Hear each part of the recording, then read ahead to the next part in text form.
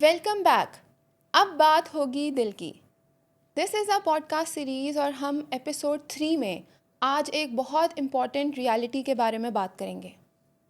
और वो ये है कि जो अक्सर डायबिटिक पेशेंट्स हैं वो अपनी शुगर का तो ख्याल रख रहे होते हैं, वो उसको भी मैनेज करने की कोशिश कर रहे होते हैं, लेकिन क्या वो इस हकीकत से आगाह होते हैं कि शुगर की बीमारी उनके दिल पर किस तरह से असरअंदाज हो रही है और किस तरह से उनका जो दिल है वो ख़तरे में है और दिल की सेहत के ऊपर उन्हें क्या इक़दामात लेने की ज़रूरत है ताकि वो अपने आप को महफूज रख सकें और एक भरपूर ज़िंदगी गुजार सकें।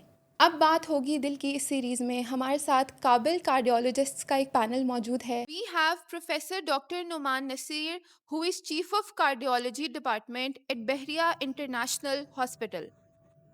डॉक्टर सुहेल राशिद हैं और डॉक्टर नूर अंजुम हैं और हम बात करेंगे कि डायबिटीज़ कैसे दिल के लिए ख़तरात पैदा करती है, कैसे हम दिल को महफूज रख सकते हैं, हमें कौन से ऐसे साइंस हैं जो अगर फेस हो रहे हो डायबिटीज़ के साथ तो हमें फ़ौरन जो है वो कोई एक्शन लेने की ज़रूरत है, और हम कैसे अपने आप को किन लाइफस्टाइल चेंजेस की वजह से महफूज रख सकते हैं कि दिल की जो बीमारी है वो हमें ना हो वाइल हैविंग डायबिटीज़।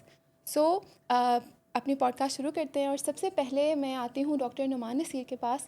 सर, आपसे जो मेरा पहला सवाल है वो ये है कि डायबिटीज़ का जो दिल से ताल्लुक़ है वो क्या है और क्यों डायबिटीज़ जो है वो दिल की जो बीमारियां हैं उनके लिए उनका बायस बनती है और पेशेंट्स के लिए ख़तरे का सबब है। सो डायबिटीज़ में डिफरेंट मैकेनिज़म्स हैं जिसके ज़रिए आपका नालियों में चर्बी जमने का प्रोसेस, जिसको एथेरोस्क्लेरोसिस कहते हैं, वो प्लैक डिपोजिशन जो होती है, सेवरल मॉलिक्यूलर मैकेनिज़्म है जिसकी वजह से उसकी एक्सेलरेशन हो जाती है। और वो ये प्रोसेस सिर्फ दिल की शरानों में नहीं चल रहा होता, इनफैक्ट सर से लेके पाँव तक सारी शरानों में चल रहा होता है।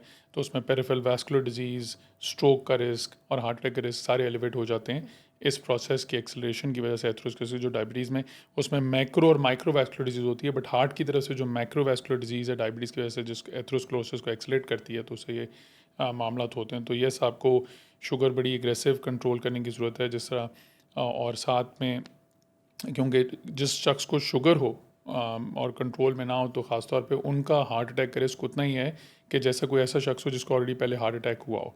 तो बिल्कुल इसके एक्सलेशन होती है रिस्क की, एथेरोस्क्लेरोसिस की, और उसके ज़रिए फिर हार्ट अटैक का रिस्क भी बढ़ता है जी। तो डॉक्टर सुहेल, डायबिटिक पेशेंट्स होते हैं उनमें अगर हार्ट अटैक्स हों तो उसका पता ही नहीं चलता, वो किस तरह से एक साइलेंट हार्ट अटैक्स होते हैं, इसकी क्या वजह है? शुगर के जो मरीज़ हैं उनमें जो दिल का दौरा है उसके अलामात टिपिकल उस तरह नहीं होते जिस तरह एक नॉन डायबिटिक पेशेंट के होते हैं। तो शुगर में चंद ऐसी चीज़ें होती हैं, शुगर कि it affects all the organs in the body. ऐसा कोई लोगों के में एक चीज़ है कि जी बस शुगर बढ़ जाती है, इंसुलिन लगा ली, गोली खा ली तो उसके बाद नीचे आ जाएगी। तो अक्सर लोगों की जो सोच है वो यहीं तक महदूद होती है कि जी बस शुगर स्पाइक करती है, नीचे आ जाती है, उसको हमने कंट्रोल कर लिया। लेकिन इनफैक्ट शुगर जो है वो जिस्म के हर ऑर्गन को इफ़ेक्ट कर रही होती है। तो उसमें सर फ़हरिस्त हार्ट है, उसके बाद गुर्दे भी हैं, उसके बाद दिमाग भी है, आँखों की छोटी छोटी रगें हैं। तो ये दिल की शरेयानों को और जो दिमाग की गुर्दे की शरेयानों को अफेक्ट करने के साथ साथ ये जिस्म की नर्व्स को भी इफ़ेक्ट करती है। कि नर्व्स का जो काम है वो ये है कि सिग्नल्स को लेके जाती है हमारे ब्रेन तक और हमें परसीव करवाती है कि जी कोई तकलीफ़ का एहसास जो है परसीव करवाती है कि जी जिस्म में कोई ख़राबी हो रही है। सो शुगर एक ऐसी बीमारी है जो जिस्म की तमाम नर्व्स को डैमेज करती है, उनकी जो सेंसेशन ले जाने की जो क़ुव्वत है उसको मुतासिर करती है। सो एक शुगर के मरीज़ को उस चीज़ का दर्द का एहसास ही नहीं होता कि जब तकलीफ़ हार्ट अटैक की होती है शुगर के मरीज़ को, तो वो typical Hollywood heart attack angina pain उसको नहीं हो रही होती, ठीक है। तो उसमें फिर एटिपिकल सिम्टम्स है। So what should we look for the symptoms in diabetic patients? तो सबसे पहले जो सर फहरिस्त है वो है शॉर्टनेस ऑफ ब्रेथ, जो सांस फूल जाना, डिस्निया जिसको कहते हैं। Number 2, sweating. कुछ आपने देखा होगा, लोग कहते हैं कि जी डॉक्टर साहब बहुत पसीने आ रहे हैं, हालांकि एसी में बैठे हैं जी, पसीने बहुत ज़्यादा आ रहे हैं, बिल्कुल शराबूर हो गए। इसी तरह कुछ पेशेंट्स में आप देखेंगे कि जी फटीग का एहसास।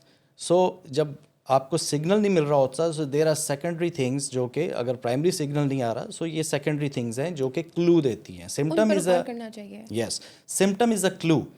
सो क्लू ये है उसमें कि जी कुछ पेशेंट जैसे कि कोविड के टाइम पे क्या हुआ था, पेशेंट्स को फटीग होती थी, कुछ करने के काबिल नहीं, उठने को दिल नहीं कर रहा, कुछ करने को दिल नहीं कर रहा, एक फटीग का एहसास है, थकावट का एहसास।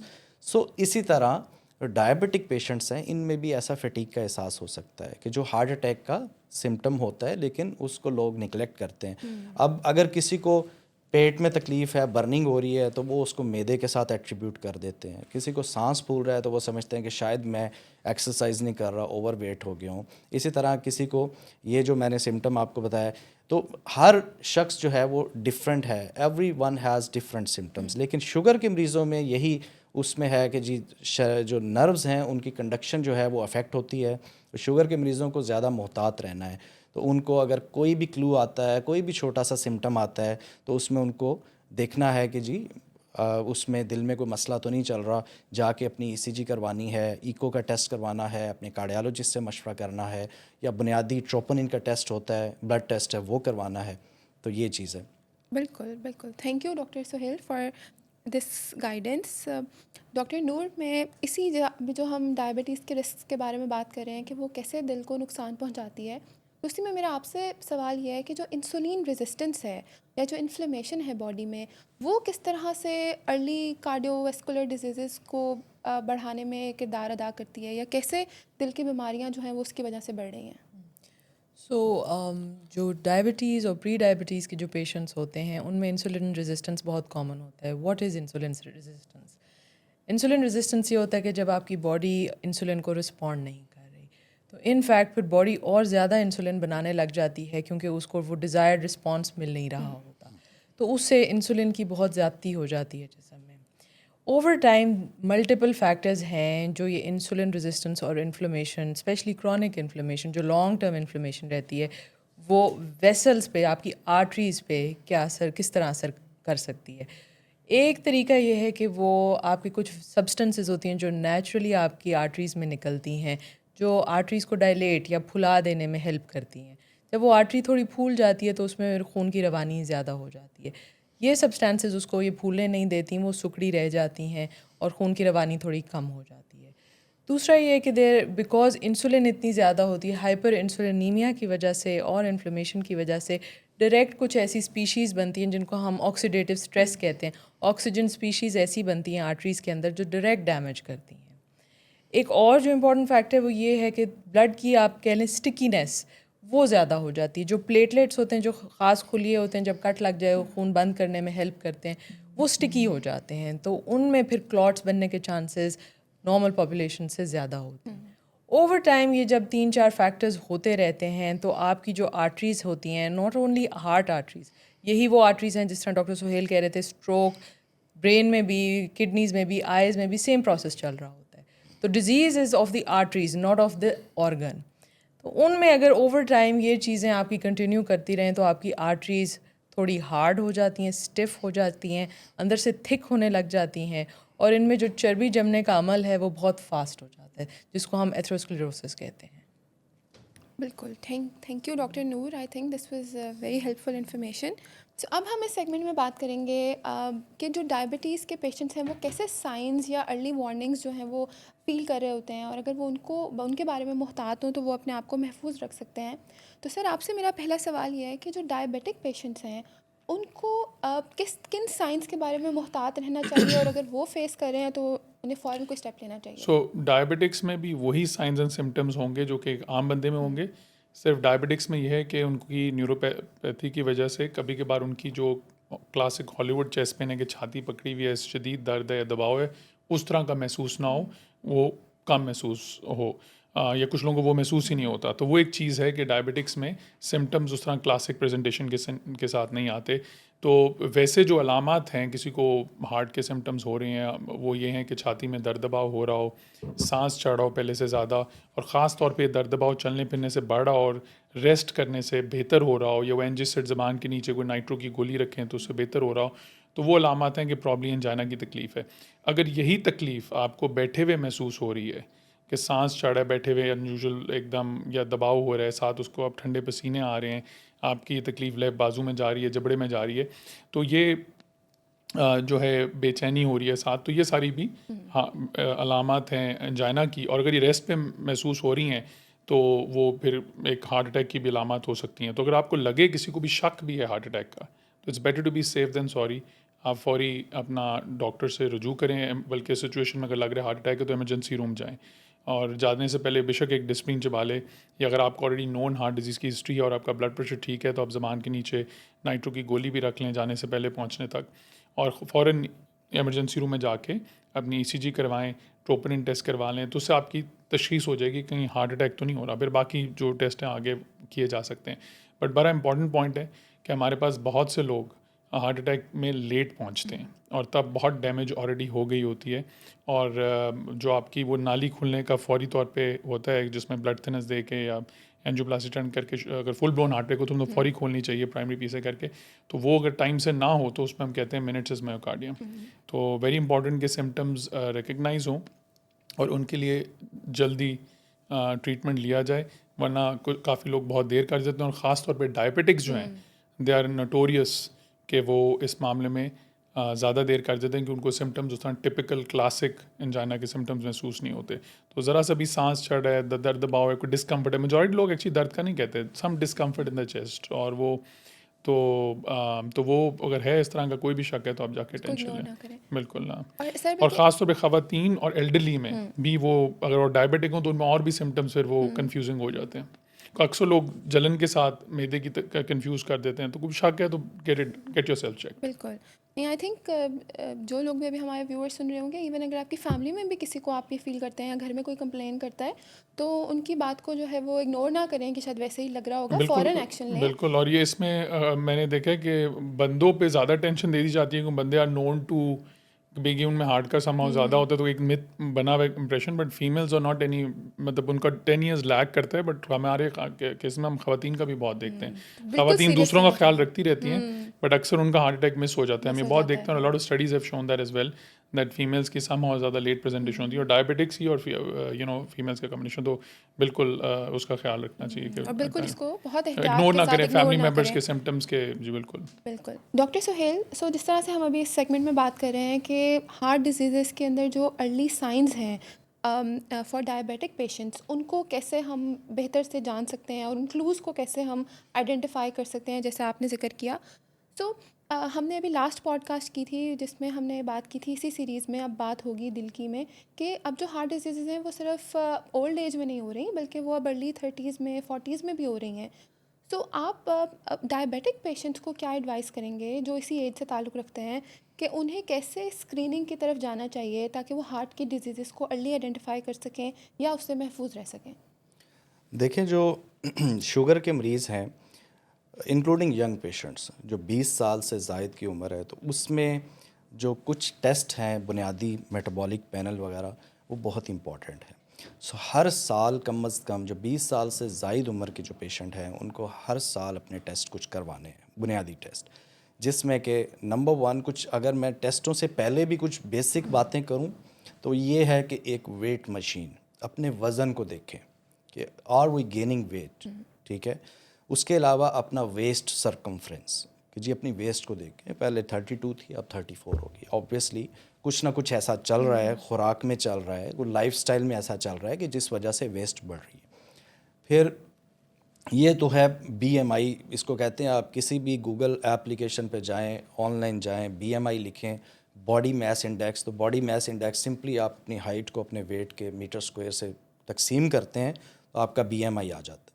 तो BMI अगर आपका बढ़ रहा है, 24.9 तक नॉर्मल है, 18.5 से लेके, तो BMI अगर बढ़ रहा है, आप ओवर वेट में आ रहे हैं या आप ओबीज़ में जा रहे हैं, 30 से भी बढ़ गया है, तो उसमें डेफिनेटली आपको फिर ज़्यादा मोहतात होने की ज़रूरत है। आपको चंद फिर उसके लिए अपना बुनियादी लाइफस्टाइल भी चेंज करना है और उसके लिए अपने वज़न को भी कंट्रोल करना है।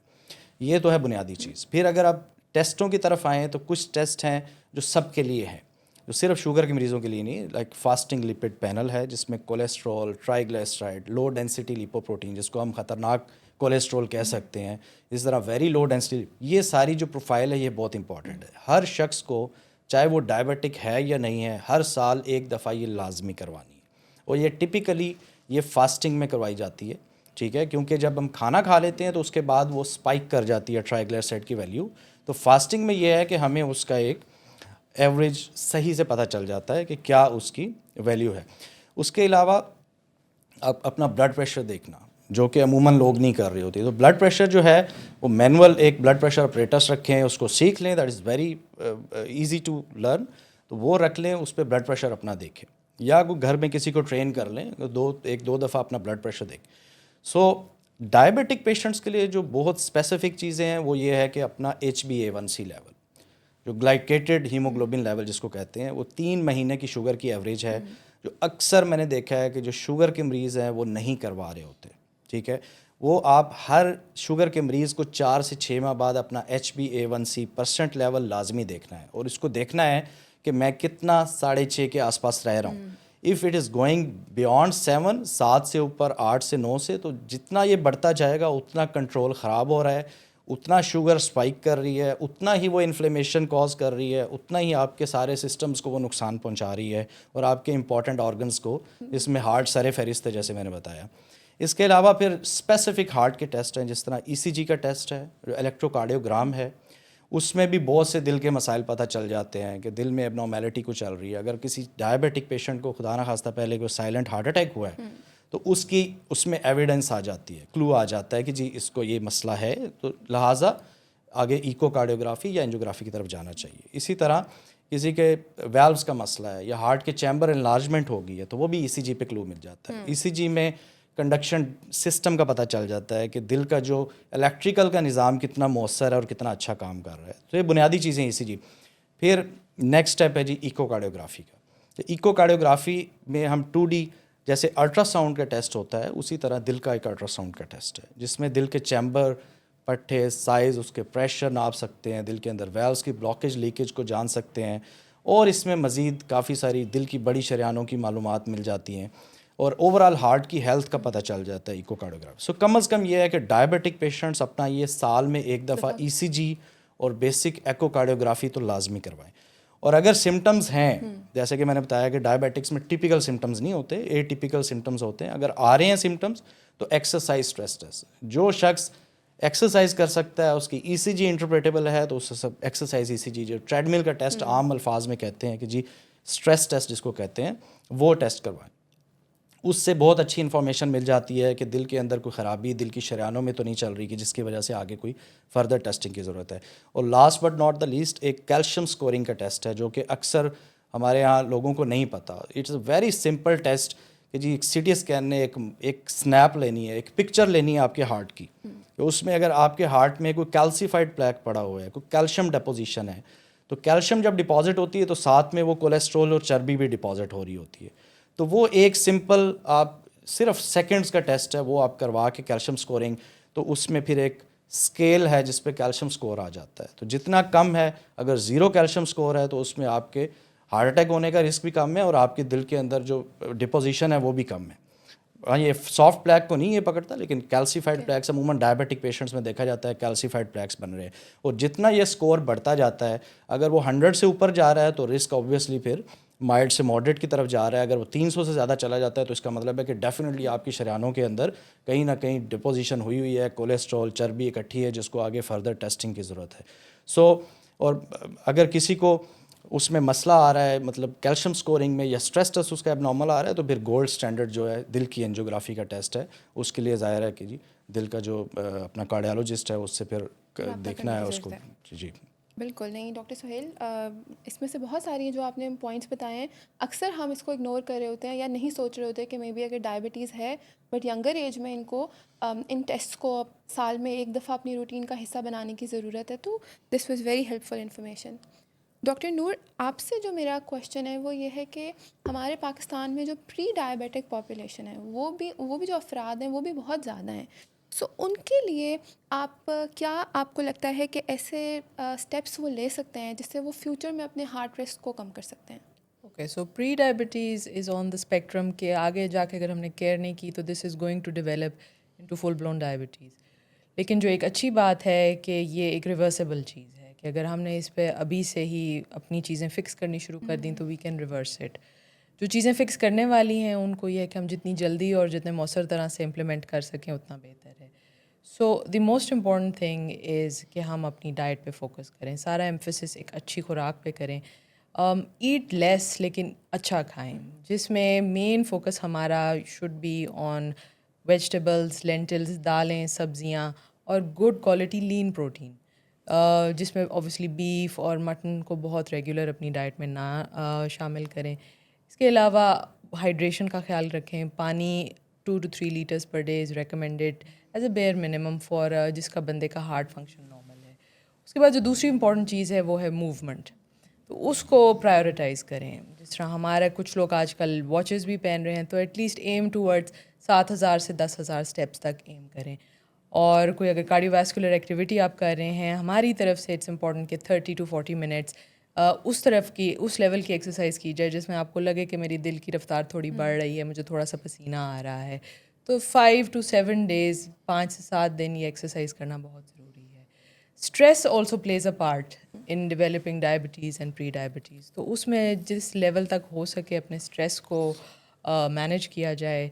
स्ट्रेस को मैनेज करने के लिए भी एक्सरसाइज, मेडिटेशन, ये सारी चीज़ें हमारी हेल्प करती हैं। तो these few steps if you start taking, जितना अर्ली करेंगे, जितना ज़ोर से इन पे इम्प्लीमेंटेशन करेंगे, उतना बेहतर। बिल्कुल, क्योंकि हार्ट हेल्थ की जितनी भी हम इस सीरीज़ में जब कॉन्वर्सेशन कर रहे हैं, तो जो लाइफस्टाइल हैबिट्स हैं वो बहुत बड़ा उसके ऊपर हमें लर्न करने का मौका मिल रहा है विद आवर कार्डियोलॉजिस्ट, कि उसके ऊपर आप जितनी जल्दी इंटरवेंशन कर लें, you actually save your self from a lot of trouble in future. अभी तक हमने इस कॉन्वर्सेशन में ये बात की कि डायबिटीज़ क्यों जो है वो ख़तरनाक है फॉर दिल की बीमारियों के लिए, फिर कौन से अर्ली साइंस हैं और उनको कैसे हमें, अगर उनको हम फेस करें तो हमें क्या फ़ौरन स्टेप्स लेने चाहिए। और अब हम अपने सेगमेंट की तरफ आएंगे, तो अपने लाइफस्टाइल में ऐसे क्या चेंजेस करने चाहिए जिनकी वजह से जो है वो हम अपने आप को महफूज रख सकें। तो सर, आपसे मेरा यही सवाल है कि आप उन पेशेंट्स को जो डायबिटिक हैं और हार्ट डिजीज़ की भी बीमारी से गुजर रहे हैं, आप उन्हें क्या एडवाइस करेंगे कि लाइफस्टाइल अपना कैसे रखें? सो लाइफस्टाइल में एक तो खुराक और ग़िज़ा जो आप लेते हैं उसका बहुत इम्पॉर्टेंट है कि आप चिकनाट, मीठा, बेकरी, हलवाई, सॉफ्ट ड्रिंक्स उनसे इज्तनाब करें। ज़्यादा फोकस अपना सब्ज़ी फल दालों पे रखें। और डायबिटिक्स हैं पर्टिकुलरली उनको मीठे का भी ख्याल करना होगा और कार्ब इंटेक का भी ख्याल रखना होगा। और अपना कैलोरिक इंटेक जो है वो लिमिट रखें। हदीस है ना, भूख रख के खाएं, तो वॉच आउट के बिल्कुल ओवर ईटिंग ना करें, उसका ख्याल रखें। और इसकी तफसील आपको अमेरिकन कॉलेज ऑफ कार्डियोलॉजी की वेबसाइट या हमारी वेबसाइट पे मौजूद है, जिसमें पूरा तफसीली डाइट के डिफरेंट ऑप्शंस का लिखा हुआ है। बट टू फर्दर एलेबरेट, दूध दही जो है वो लो फैट लें या मलाई उतार के ले लें। और स्नैक्स में अखरोट बादाम आप खा लें। ड्राई फ्रूट लोग पूछते हैं ले सकेंगे ना, वो आप ले सकते हैं फ्रीली। एग्स का पूछते हैं, उसके ऊपर कोई नेगेटिव स्टडी नहीं आई हुई। एक अंडा तो योग के साथ आराम से खा सकते हैं, सफ़ेदियाँ बेशक 2 ले लें। तो लोग इस तरह ब्राउन ब्रेड की स्मिथ में आ जाते हैं जी कि मैं ब्राउन ब्रेड खाता हूँ तो इसलिए मैं 2-3 स्लाइसेस ले सकता हूँ। तो या if you want to cut back on weight या शुगर कंट्रोल करनी है तो cut back on your carbs as well. हमें बहुत आदत है कि हम साथ ग्रेन्स बहुत खा लेते हैं। तो जो खाने हैं पूरे ग्लाइसेमिक इंडेक्स के साथ, जो डिज़र्ट्स हैं, स्वीट्स हैं, the worst form of food you can have because the worst form of carbs and the worst form of fats as well. तो उसका ख्याल रखना है। और तेल का लोग पूछते हैं, तो उसमें यह है कि पॉली अनसैचुरेटेड फैटी एसिड्स वाले जो तेल हैं, जिनमें आपका जैतून का तेल शामिल है, ऑलिव ऑयल रॉ फॉर्म में cold compress, that's best form of oil. और उस पर स्टडीज़ भी आई हुई हैं। Mediterranean diet virgin olive oil के साथ, actually that was better than just Mediterranean diet alone. Diets की बाकी जितनी भी मल्टीपल डाइट्स हैं, South Beach diet, Atkins diet, जिसमें लो कार्ब का कॉन्सेप्ट है, कीटो डाइट है जिसमें कार्ब्स को हाई भी कर देते हैं, तो उनमें किसी में भी कार्डियोवास्कुलर आउटकम्स के साथ डेटा मौजूद नहीं है। बट इसका जो है Mediterranean diet with virgin olive oil का एनी जो है बड़ा इस्टेब्लिश जर्नल है, उसमें पेपर है जिसमें उसने आउटकम्स में भी डिफरेंस शो किया। तो that is a dietary pattern जो propose by most recognise scientific bodies जो हैं, जैसे अमेरिकन कॉलेज ऑफ कार्डियोलॉजी की है, अमेरिकन हार्ट एसोसिएशन और यूरोपियन सोसाइटी ऑफ कार्डियोलॉजी, उन सब का यही डाइटरी पैटर्न है जो मेडिटेरेनियन डाइट पैटर्न के फल सब्जी दालों पे मेन फोकस। और ऑलिव ऑयल वगैरह रॉ फॉर्म में कोल्ड कंप्रेस ऐड करें। पॉली अनसेचुरेटेड ऑलिव जो है ऑयल्स उनका इस्तेमाल हो। घी मक्खन का लोग पूछते हैं, वो आपको खालिस मिल जाता है, घर में बन जाता है, बट उसका प्रॉब्लम ये है कि उसमें ट्रांस सैचुरेटेड फैटी एसिड्स हैं, तो that can promote atherosclerosis as well. उसमें वो चर्बी जो है नालियों में जमने का, उस प्लैक में जमने का रिस्क होता है, तो उसकी वजह से उनको अवॉइड करना चाहिए। उनका इस्तेमाल लिमिट करना चाहिए।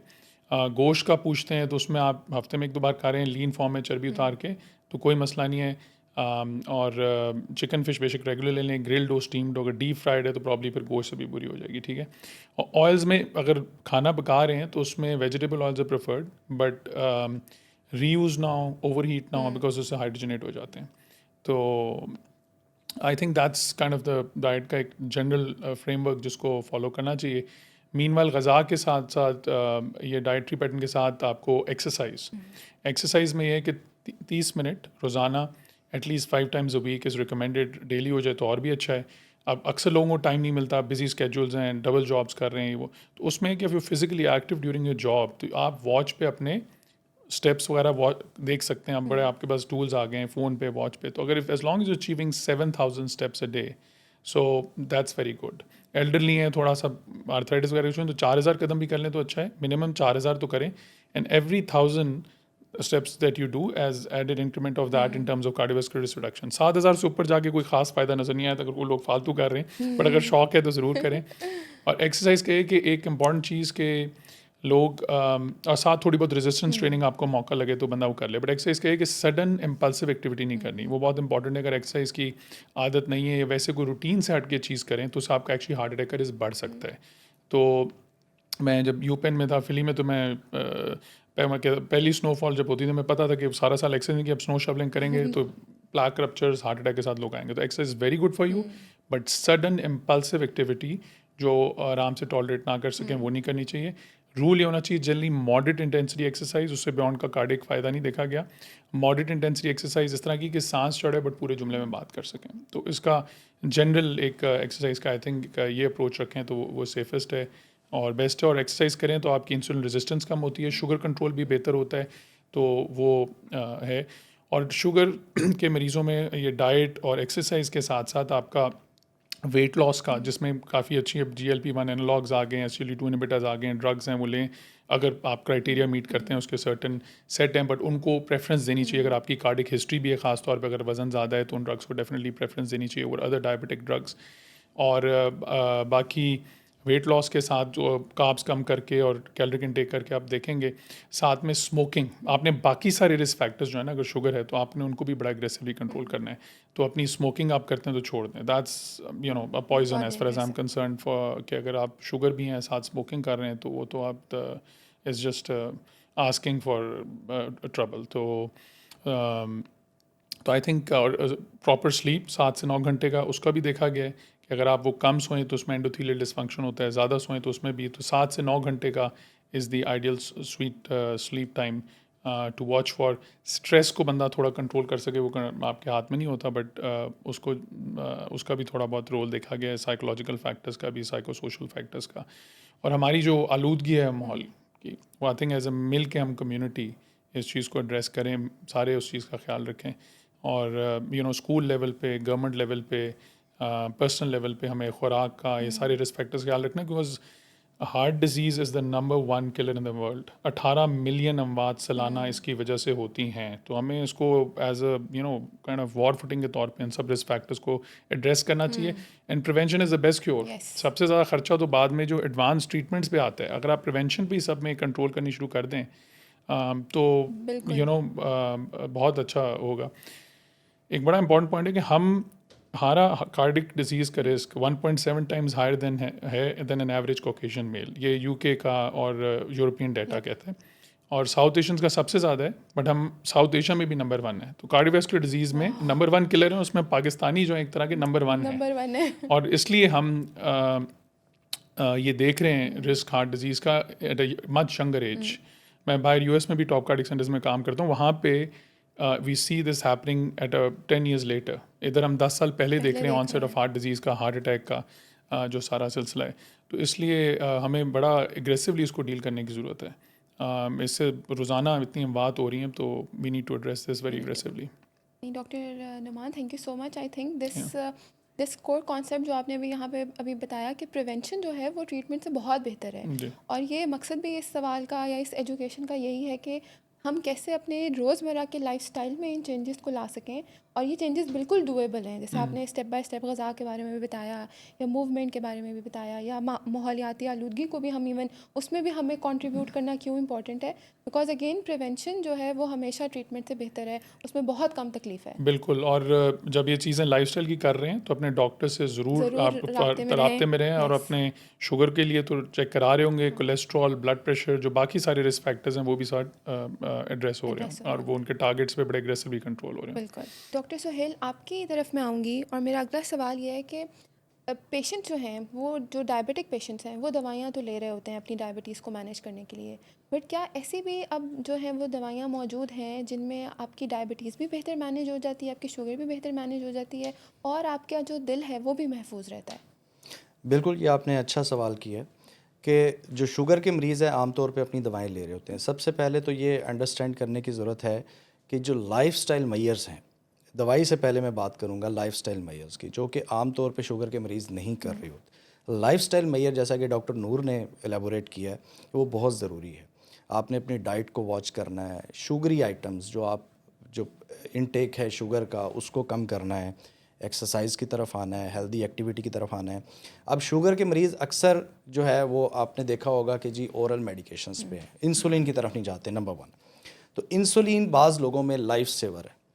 तो मेरे वालिद साहब के साथ भी ऐसा ही था कि इंसुलिन उनको जब से एडवाइस हुई उसके बाद उनकी शुगर बेहतर कंट्रोल हुई, और अभी अल्हम्दुलिल्लाह ही 70 ईयर्स और बिल्कुल हेल्दी। माशाल्लाह। सो इंसुलिन जिसको रिकमेंडेड है, कुछ लोग इससे खौफ खाते हैं पता नहीं क्यों, लेकिन इंसुलिन जिसको एडवाइज्ड है वो डेफिनेटली लगवाए, उससे उसको बहुत फ़ायदा होगा उसका HbA1c % कंट्रोल करने में। अब चंद दवाएं जो नई आ गई हैं वो ऐसी हैं कि वो दिल की सेहत को भी बेहतर करती हैं शुगर के कंट्रोल के साथ साथ।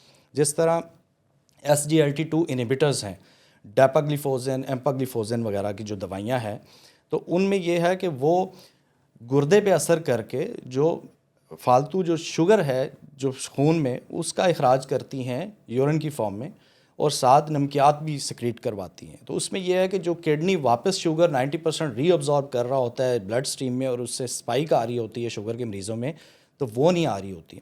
और इसी तरह फिर वो डायूरेटिक इफ़ेक्ट भी है, वो नमकियात को खारिज करने के साथ साथ वो फिर दिल का बोझ भी उससे कम हो रहा होता है, दिल के ऊपर प्रेशर कम हो रहा होता है। तो एक तो वो दवा है जो कि हार्ट फेलियर के मरीज़ों के लिए भी डेफिनेटली इंडिकेटेड है, और जो शुगर के पेशेंट्स हैं उनके लिए भी इंडिकेटेड है, कि दोनों उसका एक डबल उसका बेनिफिट है। इसके अलावा जो आजकल बड़ी एक ट्रेंड में है दवाई, कि सीमाग्लूटाइड, टिज़ेपिटाइड वगैरह, GLP-1 एनालॉग्स जो हैं, तो उनका बड़ा देखा गया है कि जी उनका एक तरफ तो शुगर पे कंट्रोल बेहतर है, दूसरी तरफ वो हार्ट पे भी अपने अच्छे असरात मुरतब करती हैं, और उसके अलावा ओबेसिटी के लिए, जो मोटापे के लिए भी वो इंडिकेटेड है, और जिसका BMI बहुत ज़्यादा है, 30 से ज़्यादा है, तो उसके लिए वो जो दवाई है वो बहुत अच्छी साबित हो सकती है वज़न कम करने में, शुगर बेहतर कंट्रोल करने में। सो उनका ये है कि वो मैदे की एम्प्टिंग को स्लो करती है, कि जो पेशेंट है उसको ये महसूस होता है कि मैदा हर वक्त भरा हुआ है, और वो ब्रेन के सिग्नल्स भी, जो भूख लगने के सिग्नल्स हैं, उसको भी कम करती है, जो सीमाग्लूटाइड वगैरह है, टिज़ेपिटाइड है। तो इंसुलिन प्रोड्यूस करवाती है पेनक्रियास से, ताकि वो बेहतर यूटिलाइज हो बॉडी में, ग्लूकोज की स्पाइक को कम करे, और इसी तरह उसके हार्ट की हेल्थ पे भी, शरियानों की इन्फ्लेमेशन कम करने पे भी, दिल के ऊपर भी बड़े मुस्बत असरात हैं उसके। तो मैं समझता हूँ कि ये जो दवाएं हैं, ये जो SGLT2 इनहिबिटर मैंने बताए हैं और साथ GLP-1 एनालॉग्स बताए हैं, ये शुगर के मरीज़ों को लाजमी कंसिडर करनी चाहिए अपने मौलिद से मशवरे के साथ। तो डॉक्टर नूर, मैं अब आपकी तरफ आऊँगी। आपसे जो मेरा क्वेश्चन है वो ये है कि जैसे हम अभी बात कर रहे हैं कि अच्छा किस तरह से लाइफस्टाइल में क्या ऐसे चेंजेस करने चाहिए कि अगर हमें डायबिटीज़ भी है और हार्ट डिजीज़ भी है तो हमें कैसे बेहतर मैनेज करना है, बट हमें अपनी सोच कैसी रखनी चाहिए? अगर मैं एक पेशेंट हूँ जिससे डायबिटीज़ भी है, हार्ट डिजीज़ भी है, तो क्या मेरा माइंडसेट होना चाहिए कि मैं अपना ट्रीटमेंट प्लान क्यों फॉलो करूँ? मुझे अपनी एक पॉजिटिव सोच कैसे रखनी है ताकि मैं एक भरपूर ज़िंदगी गुजार सकूँ और ये दोनों बीमारियाँ मुझे ज़िंदगी में आगे बढ़ने से रोक ना रही हों? सो आई थिंक यहाँ आपकी थॉट, जैसे आपने कहा, so we should look for solutions and not excuses. तो जो भी करना है हमने अपने लिए करना है, हमने एक पॉजिटिव माइंडसेट के साथ आगे जाना है, because all of this is manageable. So if you are having symptoms, आप आएँ, रब्ता करें डॉक्टर से, और अपनी बीमारी को कंट्रोल करके आगे खुद, you sit on the driving seat and control the illness yourself.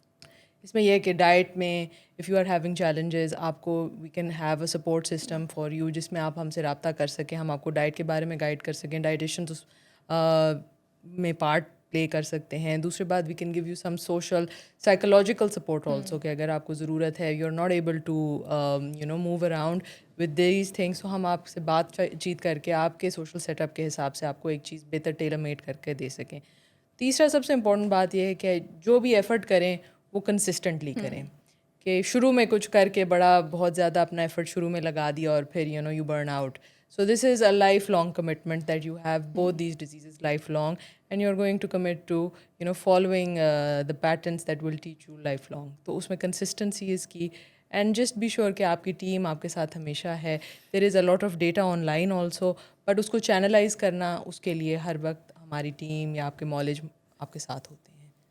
तो दूसरा ये है कि अपने सोशल सर्कल में कुछ लोग ऐसे लाएं कि जो आपको सही तरीक़ों के ऊपर गाइड करें. मतलब जॉइन अ कम्युनिटी जिसमें you are going to a fitness centre या you are following better diets, even in your workplace. तो थोड़ा सा आपको चीज़ें चेंज करनी पड़ेंगी, जिस तरह go with packed meals from home, कि आपको वहाँ सोचना ना पड़े कि भाई मैं क्या खाऊं. You should have healthy options, pre plan कर लें, make your meals on weekends and then take them. और जब अगर कहीं बाहर जाते हैं तो there are healthy options available now. Go for barbecues instead of something saucy. Go for steaks, go for vegetables. Ab you have these options. So always prioritize your health before doing anything.